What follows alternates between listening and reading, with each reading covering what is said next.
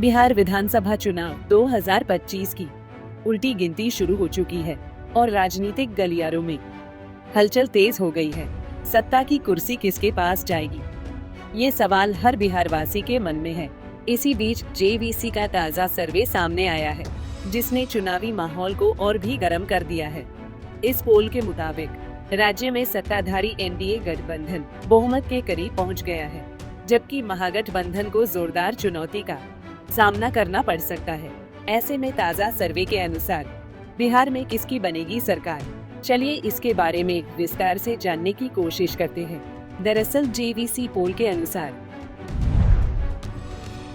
बिहार की कुल 243 विधानसभा सीटों में से एनडीए को 120 से 140 सीटें मिलने का अनुमान है।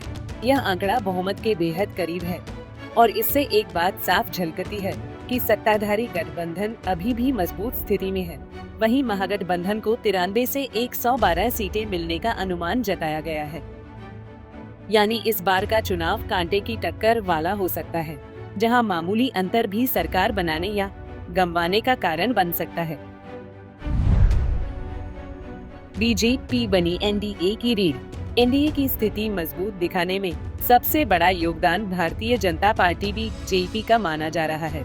सर्वे के अनुसार बीजेपी को 70 से 81 सीटें मिल सकती हैं, जबकि मुख्यमंत्री नीतीश कुमार की पार्टी जनता दल यूनाइटेड यानी जेडीयू को 42 से 48 सीटों पर जीत का अनुमान है। छोटे सहयोगियों की बात करें तो एलजेपी रामविलास को 5 से 7 सीटें, हम सेक्युलर को 2 सीटें और आरएलएम को 1 से 2 सीटें मिलने की संभावना जताई गई है।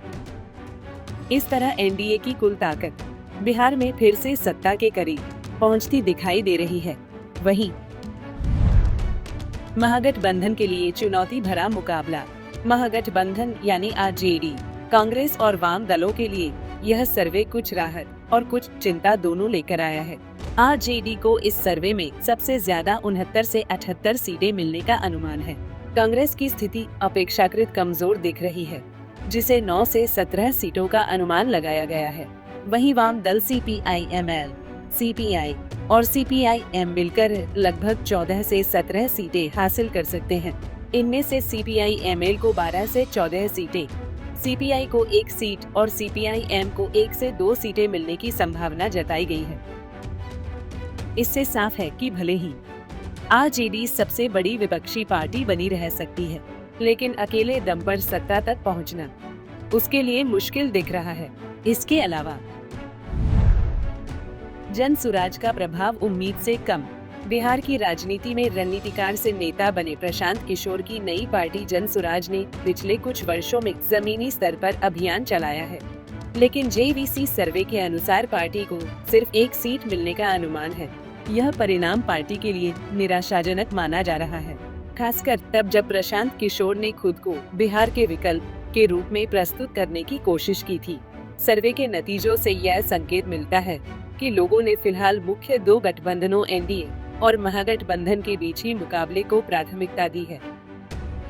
वहीं अन्य दलों के प्रदर्शन की बात करें तो अन्य दलों का प्रदर्शन एमएम, बीएसपी और अन्य छोटे दलों को मिलाकर 8 से 10 सीटें मिलने की संभावना जताई गई है। इन सीटों का समीकरण कई क्षेत्रों में बड़े गठबंधनों का खेल बिगाड़ सकता है, खासकर सीमांचल और कुछ दलित बहुल इलाकों में इन दलों का वोट बैंक असर डाल सकता है। हालांकि सर्वे के नतीजे हमेशा अंतिम तस्वीर नहीं होते। महागठबंधन के नेताओं का कहना है कि जमीनी हकीकत पोल से अलग है और लोग बदलाव के मूड में हैं। वहीं एनडीए के नेताओं का दावा है कि जनता विकास के नाम पर फिर से नीतीश सरकार और मोदी नेतृत्व पर भरोसा जता रही है। वहीं पोल से जो संकेत निकलते हैं वे बताते हैं कि बिहार में मुकाबला इस बार पहले से ज्यादा दिलचस्प होगा। एनडीए बहुमत की दहलीज पर है, मगर महागठबंधन ने भी पूरी ताकत झोंक रखी है। छोटे दलों की भूमिका भी कई सीटों पर निर्णायक साबित हो सकती है। ऐसे में आने वाले महीनों में उम्मीदवारों की सूची, प्रचार अभियान और जातीय समीकरण जैसे फैक्टर चुनावी दिशा तय करेंगे। बहरहाल जेवीसी पोल के ताज़ा आंकड़ों ने बिहार की राजनीति में हलचल मचा दी है। एनडीए फिलहाल बढ़त में दिख रहा है, लेकिन बिहार की राजनीति में अंतिम फैसला जनता के वोट से ही तय होगा, जहां ये कहना गलत नहीं होगी कि अभी तो ये बस एक ट्रेलर है, असली फिल्म तो चुनावी मैदान में ही चलेगी। Bureau report, Punjab Kesari TV. हमसे जुड़े रहने के लिए हमारे YouTube चैनल को सब्सक्राइब करें और नई वीडियो की नोटिफिकेशन के लिए बेल आइकॉन को दबाएं।